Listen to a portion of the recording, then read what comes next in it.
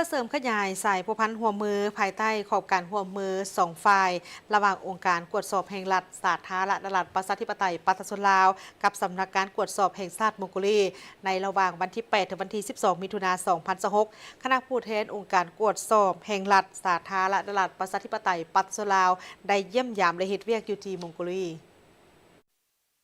คณะผู้แทนขององค์การกวดสอบแห่งรัฐสาธารณรัฐประชาธิปไตยประชาชนลาวนำโดยทานเวียงทวิศรเทพจันทร์ประธานองค์การกวดสอบแห่งรัฐพร้อมด้วยคณะได้เดินทางเยี่ยมยามและเฮ็ดเวียกสำนักงานกวดสอบแห่งชาติมองโกลีที่นครหลวงอูราบาตอ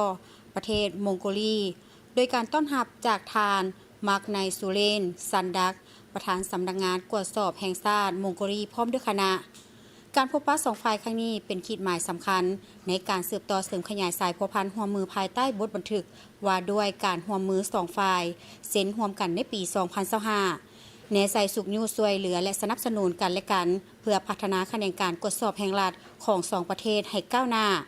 ทั้งเป็นการประกอบส่วนอันสำคัญเข้าในการพันขยายสายพัวพันมิตรภาพและการร่วมมืออันดีงามของสองประเทศก็คือการเสริมขยายสายพัวพันทางการทูตครบรอบ64 ปี 12 กันยายน 1962 52 กันยายน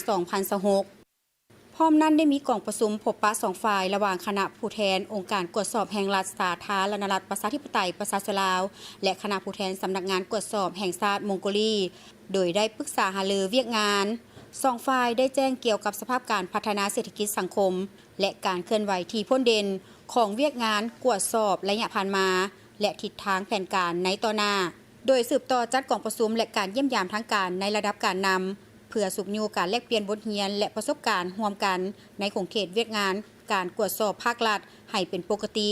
สืบต่อแลกเปลี่ยนบทเรียนด้านวิชาการอย่างเป็นปกติเช่นลงลึกเวียกงานการกวดสอบระบบควบคุมภายใน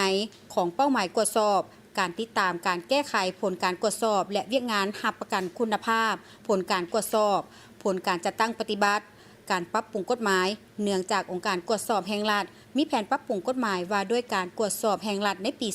2027 ฉะนั้นในต่อหน้าเสนอให้คณะวิชาการที่เกี่ยวข้องในการปรึกษาหารือและถอดถอนบทเรียนร่วมกัน